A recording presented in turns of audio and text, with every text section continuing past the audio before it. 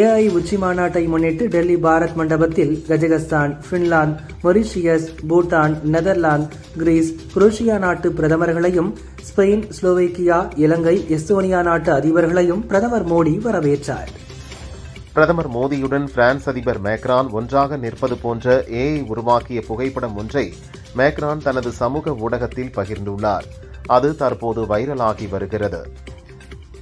AI உச்சி மாநாட்டில் பூட்டான் பிரதமர் ஷெரிங் டோப்கேவை பிரதமர் மோடி சந்தித்து பேசினார். இந்தியா பூட்டான் இடையிலான நட்புறவு புதிய மற்றும் மாற்றத்தை ஏற்படுத்தும் களங்களை நோக்கி நகரவுள்ளதாக பிரதமர் மோடி குறிப்பிட்டார். வளர்ந்து வரும் ஏஐ தொழில்நுட்பம் குறித்து மேற்கத்திய நாடுகளில் குழப்பம் காணப்படும் நிலையில் அதில் இந்தியா மகத்தான நம்பிக்கையை வெளிப்படுத்துகிறது என பிரிட்டன் முன்னாள் பிரதமர் ரிஷி சுனக் பாராட்டினார். இந்தியா விரைவில் உலகிற்கு வழிகாட்டும். உலகளாவிய பிரச்சினைகளுக்கு இந்தியாவிடம் தீர்வுகள் உள்ளன என RSS தலைவர் மோகன் பாகவத் தெரிவித்தார். சென்னையில் நடந்த சாம்பியன்ஸ் ஆஃப் தமிழ்நாடு விழாவில் 178 வீரர்களுக்கு பணி நியமன ஆணைகளை வழங்கிய முதல்வர் ஸ்டாலின் விளையாட்டுத்துறையின் முக்கிய சாதனைகள் மற்றும் புதிய திட்டங்களை விளக்கி ஒருமுறை மட்டும் ஜெயித்தால் போதாது, மீண்டும் ஜெயிக்க வேண்டும் என வீரர்களுக்கு உத்வேகம் அளித்தார். பிரதமர் மோடியின் வேலூர் வருகை மார்ச் 6ஆம் தேதியிலிருந்து மார்ச் 7ஆம் தேதிக்கு மாற்றப்பட்டுள்ளது. அன்றைய தினத்தில் வேலூரில் நடக்கும் தேசிய ஜனநாயக கூட்டணியின் மாநாட்டில் பங்கேற்க உள்ளார். திமுக ஆட்சியையே கம்ப்ளீட் செய்ய போகிறார்கள். ஆனால் நீட் ஒழிப்பு தொடங்கி அனைத்து திட்டங்களும் இன்னும் இன்கம்ப்ளீட்டில் உள்ளதாக தமிழிசை விமர்சித்துள்ளார். கடந்த ஆட்சியாளர்கள் விட்டு சென்ற கடன் தொகை 5.70 லட்சம் கோடி. 5 ஆண்டுகளில் 5 லட்சம் கோடி கடன் பெற்று தமிழகத்தின் கடனை இரட்டிப்பாக்கியதே திராவிட மாடல் அரசின் சாதனை என பாமக நிறுவனர் ராமதாஸ் விமர்சித்தார். திமுக கூட்டணியில்தான் காங்கிரஸ் இருக்கும், அதில் எந்த சந்தேகமும் தேவையில்லை. திமுக கூட்டணி கட்டுக்கோப்பாக உள்ளது என விசிக தலைவர் திருமாவளவன் சொன்னார். தமிழகம், புதுச்சேரி சட்டசபை தேர்தலில் திமுக சார்பில் போட்டியிட விரும்புவோர் பிப்ரவரி 20ஆம் தேதி முதல் விருப்ப மனு பெறலாம் என திமுக பொதுச் செயலாளர் துரைமுருகன் அறிவித்துள்ளார். அமைச்சர் அனிதா ராதாகிருஷ்ணன் மீதான சொத்து குவிப்பு வழக்கு விசாரணையை பிப்ரவரி 24ஆம் தேதிக்கு ஒத்திவைத்து தூத்துக்குடி மாவட்ட நீதிமன்ற நீதிபதி வசந்தி உத்தரவிட்டார். கொளத்தூர் தேர்தல் வழக்கில் மனுதாரர் சைதை துரைசாமியின் புகார்கள் அனைத்தும் கற்பனையானவை, ஆதாரமற்றவை என தமிழக முதல்வர் ஸ்டாலின் தரப்பு சுப்ரீம் கோர்ட்டில் தெரிவித்துள்ளது.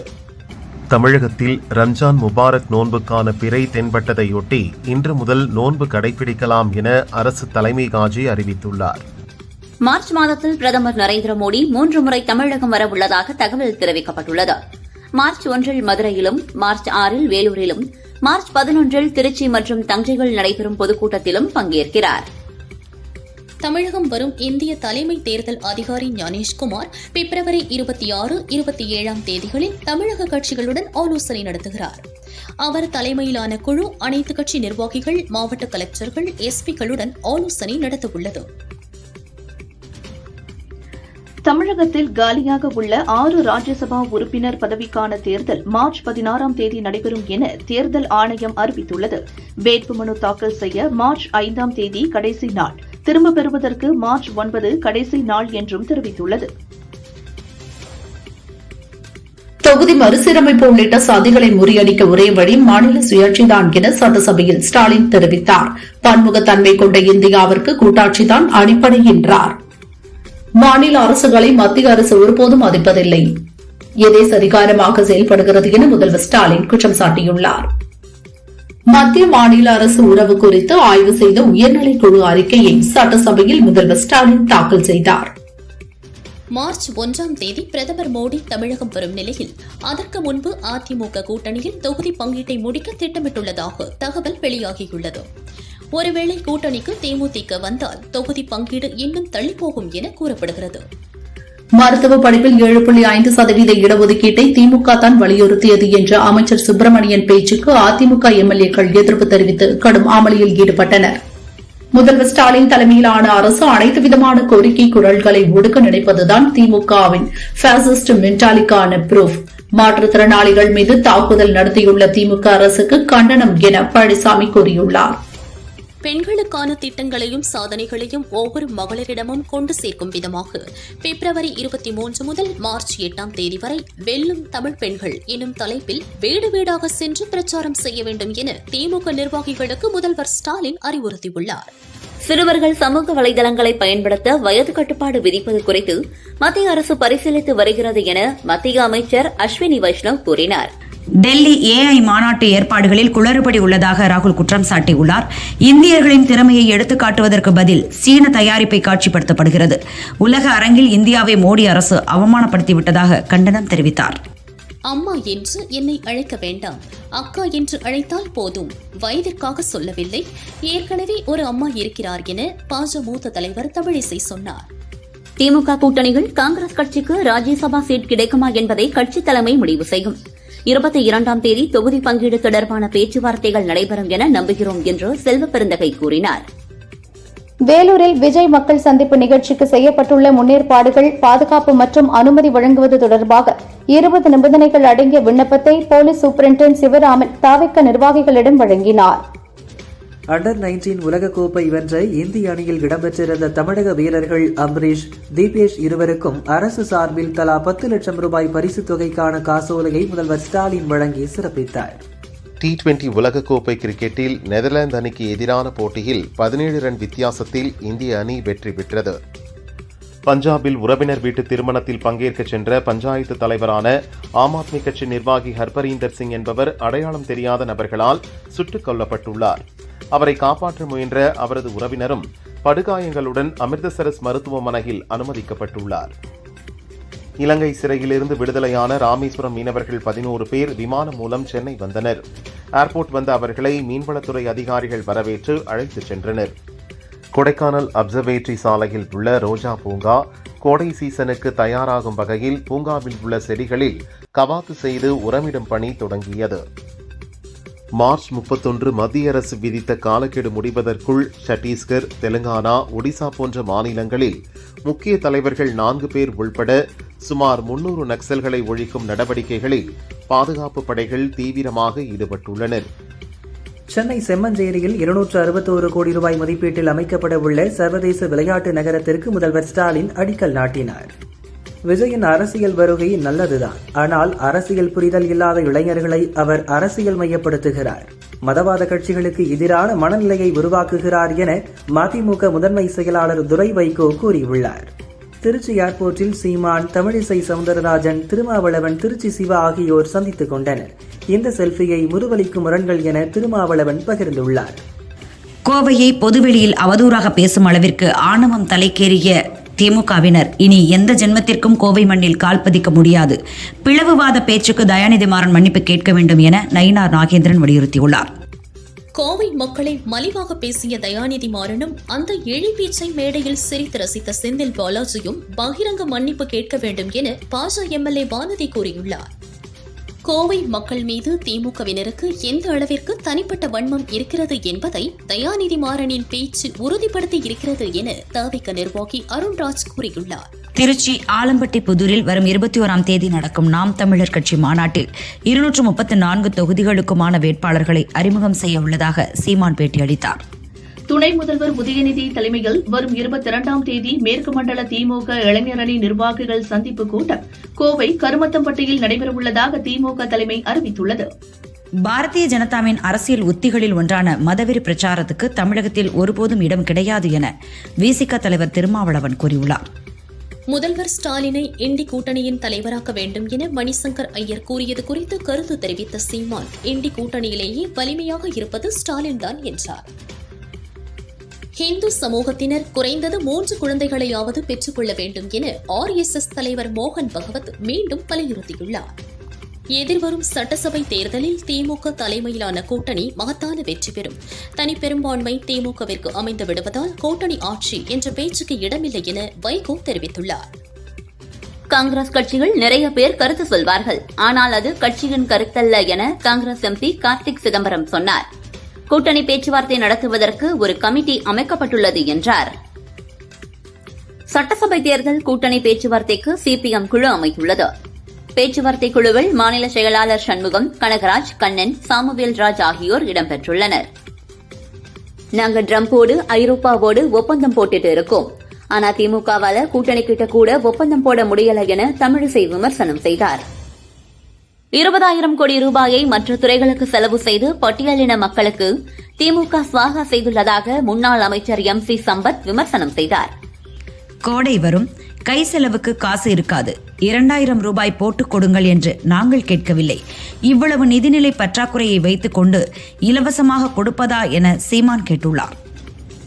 தேர்தல் ஆணையம் திறந்த மனதுடன் செயல்பட வேண்டும், இல்லையென்றால் நாட்டு மக்களுக்கு தேர்தல் ஆணையத்தின் மீதான நம்பிக்கை போய்விடும் என தமிழக காங்கிரஸ் தலைவர் செல்வ பெருந்தகை கூறினார்.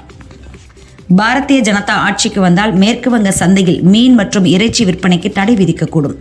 மக்களின் உணவு பழக்க வழக்கங்களை கூட பாரதிய ஜனதா கட்டுப்படுத்த முயலும். இது ஜனநாயகத்திற்கான சவால் என மம்தா பானர்ஜி கூறியுள்ளார். எத்தனை இடம் விசிகாவிற்கு கிடைக்கும் என வெளியிட வேண்டிய அவசியமில்லை என திருமாவளவன் தெரிவித்தார். திமுக கூட்டணியில் பிரச்சனை இல்லை என்றார். சென்னையில் போராடிய மாற்றுத்திறனாளிகளை கைது செய்தது மட்டுமல்லாமல் இரவு முழுவதும் பஸ்ஸில் அடைத்து வைத்து அடிப்படை தேவைகளுக்கு கூட அனுமதிக்காமல் உளவியல் வன்முறையில் ஈடுபட்டுள்ளது அராஜக திமுக அரசு என தவேக நிர்வாகி ஆதவ் அர்ஜுனா கூறியுள்ளார். தமிழக ஆன்மீக தலங்களுக்கு சுற்றுப்பயணம் மேற்கொண்டுள்ள ஜப்பானின் டோக்கியோ மாகாணத்தைச் சேர்ந்த 50 பேர் கரூர் கல்யாண பசுபதீஸ்வரர் கோவிலில் சாமி தரிசனம் செய்தனர். அங்குள்ள சித்தர் சன்னதியில் தரிசனம் செய்து தியானம் இருந்தனர்.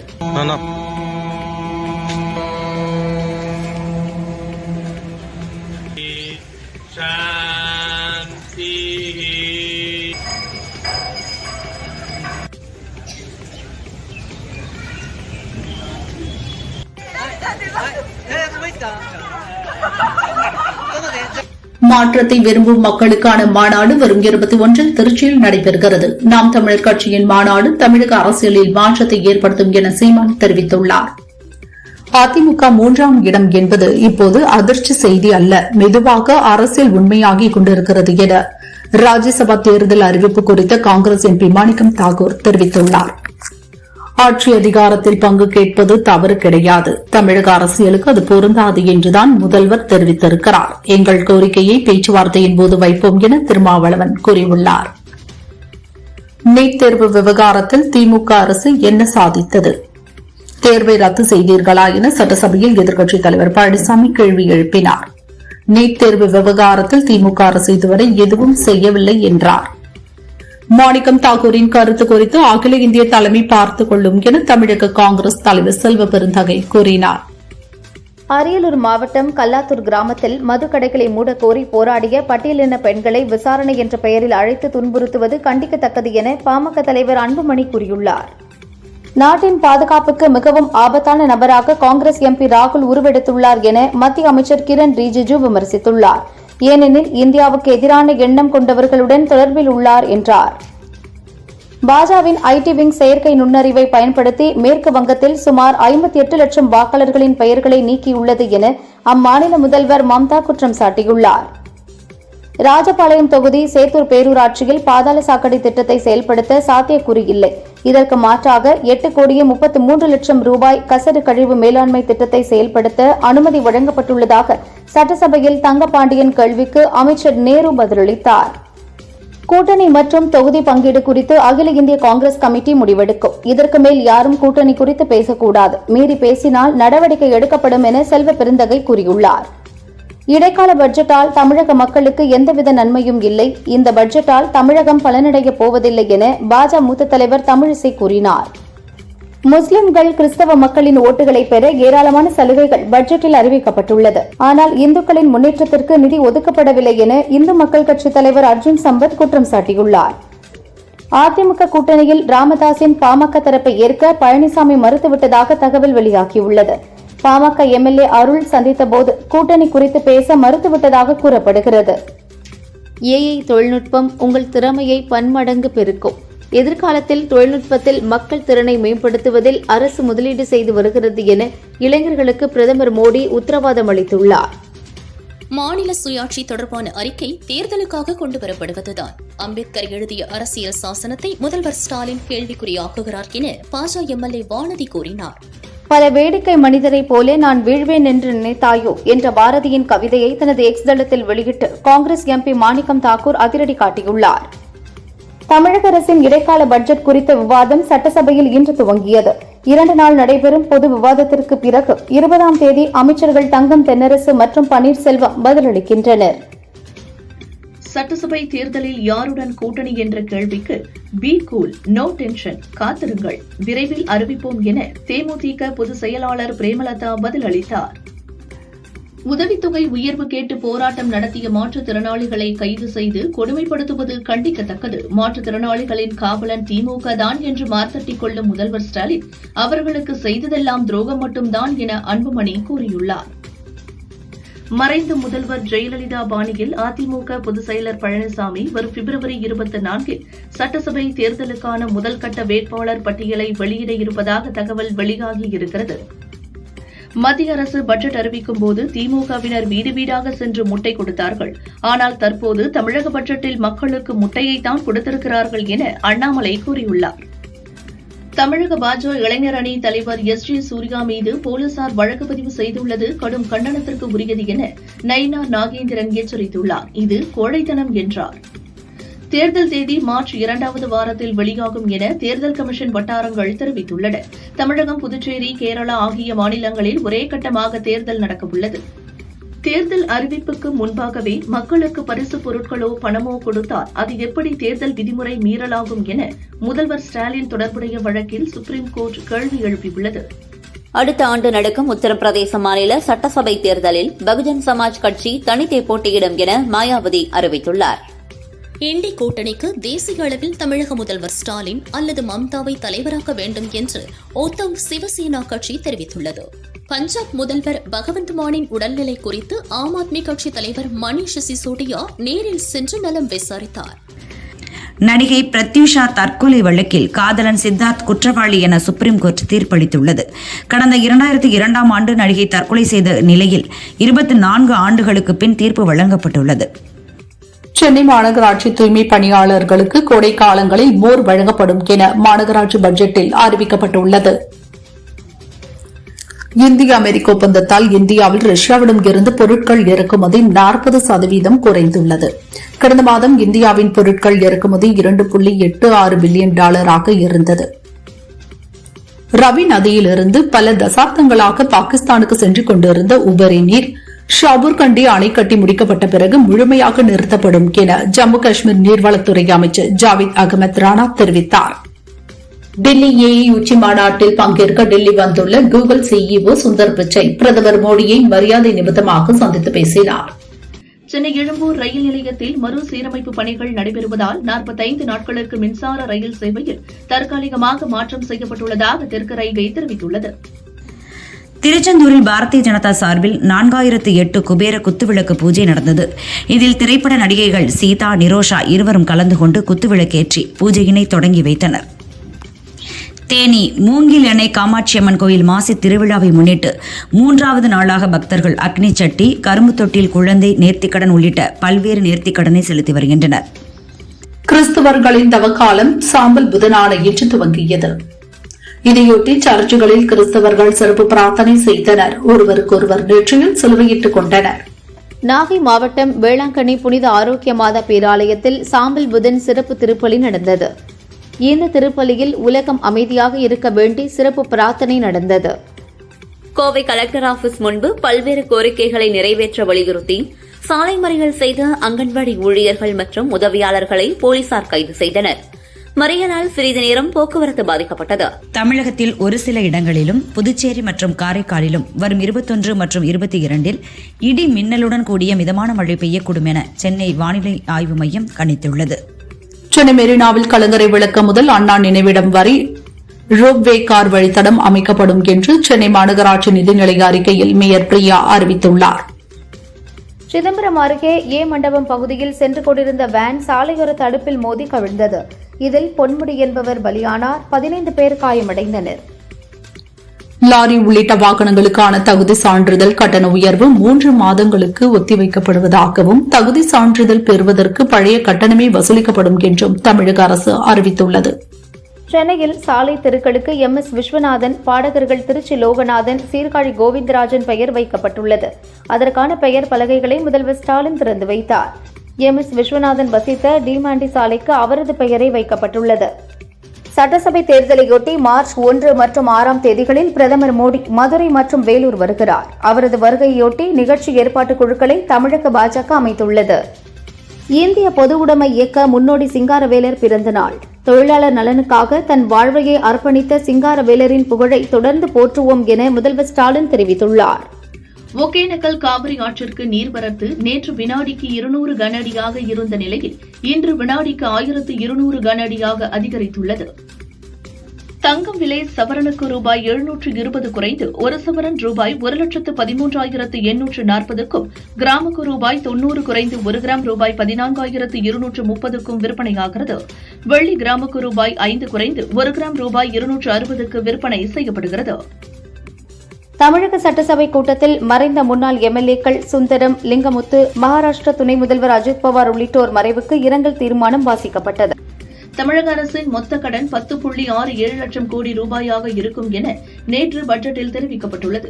தமிழகத்தில் உள்ள 2.27 கோடி ரேஷன் கார்டுகள் அடிப்படையில் கணக்கிட்டால் ஒவ்வொரு குடும்பத்தின் தலையிலும் தலா 4.66 லட்சம் ரூபாய் கடன் உள்ளதாக கணக்கிடப்பட்டுள்ளது.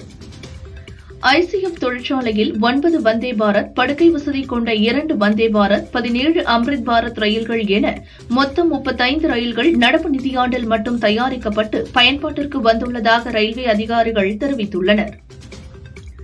தமிழகத்தில் ரேபிடோ மற்றும் போர்ட்டர் செயலி மூலம் ஆட்டோ, பைக்குகளில் காலை மற்றும் மாலையில் சரக்குகள் ஏற்றி செல்ல போக்குவரத்து துறை தடை விதித்துள்ளது. தென்காசி மாவட்டத்தில் கஞ்சா விற்பனை செய்து வந்த 8 பேர் கொண்ட கும்பலை போலீசார் கைது செய்தனர். அவர்களிடமிருந்து 10 கிலோ கஞ்சா, லாரி, கார், பைக் பறிமுதல் செய்யப்பட்டன. ஆந்திர மாநிலம் மதனப்பள்ளியில் 7 வயது சிறுமியை குல்வர்தன் என்ற இளைஞர் பாலியல் பலாத்காரம் செய்து குடிநீர் ட்ரம்பில் அமுக்கி கொலை செய்தார். தலைமறைவான அவர் ஏரியில் பிணமாக மிதந்தார். போலீசார் விசாரிக்கின்றனர். ராணிப்பேட்டை மாவட்டம் வாணியம்பாடியில் வெள்ளி பொருட்கள் விற்பனை செய்யும் தீபக்கை கத்தியை காட்டி மிரட்டி 2,30 லட்சம் ரூபாய் மதிப்பிலான 80 கிலோ வெள்ளி பொருட்களை மர்ம நபர்கள் கொள்ளையடித்து சென்றனர். அவர்களை போலீசார் தேடுகின்றனர். அணுசக்தி ஒப்பந்தம் தொடர்பாக ஈரானுடன் பேச்சுவார்த்தையை துவங்கிய நிலையில் மத்திய கிழக்கு பகுதிகளில் திடீரென 50க்கும் மேற்பட்ட போர் விமானங்களை குவித்த அமெரிக்காவின் செயல் பதற்றத்தை ஏற்படுத்தியுள்ளது. உலகம் முழுவதும் சுமார் 1 மணி நேரத்திற்கும் மேலாக யூடியூப் இணையதளம் முடங்கியது. யூடியூப் முகப்பு பக்கத்தில் ஏற்பட்ட கோளாறை தொழில்நுட்ப நிபுணர்கள் சரி செய்த பின்னர் தற்போது சீரானது. பாகிஸ்தான் சிறையில் உள்ள முன்னாள் பிரதமரும் கிரிக்கெட் வீரருமான இம்ரான்கான் கண் பார்வை பாதிக்கப்பட்டுள்ளார். அவருக்கு சிகிச்சை அளிக்க முன்னாள் கேப்டன்கள் பாகிஸ்தான் அரசுக்கு கடிதம் எழுதியுள்ளனர். ஜெனீவாவில் அமெரிக்கா, ஈரான் இடையே நடந்த 2ஆம் சுற்று அணுசக்தி ஒப்பந்த பேச்சுவார்த்தையில் நல்ல முன்னேற்றம் ஏற்பட்டுள்ளதாக ஈரான் வெளியுறவுத்துறை அமைச்சர் அப்பாஸ் அரக்சி தெரிவித்துள்ளார். தமிழ்நாடு கோல்ஃப் கூட்டமைப்பு சார்பில் முதலாவது tablet India Tamil Nadu golf premier league போட்டி வருகின்ற 25ஆம் தேதி முதல் மார்ச் 25ஆம் தேதி வரை சென்னை நந்தனத்தில் உள்ள காஸ்மோபாலிட்டன் கிளப் கோல்ஃப் மைதானத்தில் நடைபெறுகிறது. இந்திய அணியின் முன்னாள் கேப்டன் MS தோனியால் தான் மீண்டும் கிரிக்கெட்டுக்கு வந்தேன் என பாகிஸ்தான் கிரிக்கெட் வீரர் உஸ்மான் தாரிக் கூறியுள்ளார். வரலாறு படைத்த ஒருவர் இங்கே இருக்கிறார் என உணர்ந்தேன் என்றார். நடிகர் அர்ஜுன் இயக்கம் நடிப்பில் 2002இல் வெளியாகி வரவேற்பை பெற்ற படம் ஏழுமலை. சிம்ரன், மும்தாஜ், கஜாலா உள்ளிட்டோர் நடித்திருந்தனர். 24 ஆண்டுகளுக்கு பிறகு இந்த படத்தின் 2ஆம் பாகத்திற்கான பணிகளை தற்போது அர்ஜுன் மேற்கொண்டுள்ளார். விரைவில் இதில் நடிப்பவர்கள் பற்றிய அறிவிப்பை அவர் வெளியிட உள்ளார். நட்பே துணை, கோமாளி உள்ளிட்ட பல படங்களில் காமெடி வேடங்களில் நடித்தவர் ஷாரா. இவர் வெளியிட்ட வீடியோவில் 4 மணிக்கு தூக்கமில்லாமல் சுற்றுகிறேன். இப்பெல்லாம் படம் பேசுபவர்கள் இன்ஸ்டாவில் உங்களுக்கு எவ்வளவு ஃபாலோவர்கள் உள்ளனர் என கேட்கின்றனர். அதை வைத்துதான் சம்பளமே பேசுகின்றனர். நான் எப்படி அதை அதிகப்படுத்துவது? என்கிட்ட கவர்ச்சி இல்லையே, முழுமுழுன்னு கண்ணம் இல்லை, தாடிதான் இருக்கு, ஏதாவது ஐடியா இருந்தால் சொல்லுங்க என நகைச்சுவை கலந்த புலம்பலை வெளிப்படுத்தியுள்ளார். தென்னிந்திய சினிமாவில் கவனிக்கப்படும் நாயகியாக மாறியுள்ளார் ருக்மணி வசந்த். டாக்ஸிக் படத்தில் நடித்திருப்பவர் அடுத்து ஜூனியர் NTR படத்தில் நடிக்கிறார். புதிதாக தெலுங்கில் சர்வானந்த ஜோடியாக ஒரு படத்தில் நடிக்க ஒப்பந்தமாகியுள்ளார். சீனு வைத்ரா இயக்குகிறார். ஆக்ஷன் கலந்து பிழையச் படமாக உருவாகும் இதில் காந்தாரா 2 படத்திற்கு பின் மீண்டும் இளவரசி வேடத்தில் நடிக்கிறார். விஜய் நடித்த ஜனநாயகன் படம் வராததால் சோகத்தில் இருக்கும் விஜய் ரசிகர்களை குஷிப்படுத்த பழைய படங்கள் ரீ-ரிலீஸ் செய்கின்றனர். ஏற்கனவே ரீ-ரிலீஸ் ஆகி வரவேற்பை பெற்ற கில்லி படத்தை மீண்டும் பிப்ரவரி 20லும், தெரி படத்தை பிப்ரவரி 27லும் வெளியிடுகின்றனர். இதை பார்க்கையில் ஜனநாயகன் படம் தேர்தல் முடிந்த பிறகே வெளியாகும் என தெரிகிறது. ரவி உதய்வர் இயக்கத்தில் ஹிந்தியில் மெருனால் தாக்கூர் நடித்துள்ள தோ தேவானே சேஹர் மெயின் படம் பிப்ரவரி 20ல் ரிலீஸ் ஆகிறது. இவர் கூறுகையில் மாம் படம் பார்த்துவிட்டு ரவி உதய்வரிடம் நான் இணைந்து பணியாற்றணும் என்றேன். அது இப்போது நடந்துவிட்டது. அதேபோல் துரந்தர் படம் பார்த்துவிட்டு இயக்குனர் ஆதித்யா தரிடம் நேரில் சந்தித்து வாய்ப்பு கேட்டுள்ளேன். இப்படி கேட்க ஒருபோதும் வெட்கப்படவில்லை என்கிறார். சர்வம் மாயா படத்தை பாராட்டி டெலுலு கதாபாத்திரத்தில் நடித்த நடிகை ரியா ஷிபாவுக்கு மலர்கொத்துடன் சூர்யா ஜோதிகா ஜோடி வாழ்த்து செய்தி அனுப்பியுள்ளனர். அதனை சோசியல் மீடியாவில் பகிர்ந்து ரியா ஷிபோவோ மகிழ்ச்சியை வெளிப்படுத்தியுள்ளார். சுந்தரபாண்டி இயக்கத்தில் ஆரி நடித்துள்ள த்ரில்லர் படமான 4th Floor February 27 ரிலீஸ் ஆகிறது. இதில் பேசிய இயக்குனர் சேரன், ஒரே நேரத்தில் பல படங்கள் ரிலீஸ் ஆவதால் பல தயாரிப்பாளர்களுக்கு பிரச்சனை ஏற்படுகிறது. மனசாட்சியை அணுக வைத்து சில இயக்குநர்கள் தயாரிப்பாளர்களை குழியில் தள்ளுகிறார்கள். சின்ன படங்களுக்கு 3 மாதமும் மற்ற படங்களுக்கு பிற மாதங்களையும் தியேட்டர்களில் ஒதுக்கி தரணும் என்றார். விஜய் எப்போதும் மதிய உணவாக சால்மன் மீன் சாப்பிடுவார். மதிய உணவு இடைவேளைக்கு பிறகு நான் எப்போதும் அவரிடம், சார் நீங்கள் சால்மன் சாப்பிட்டீர்களா என கேட்பேன் என ஜனநாயகன் பட நடிகை மமிதா பைஜு தெரிவித்தார்.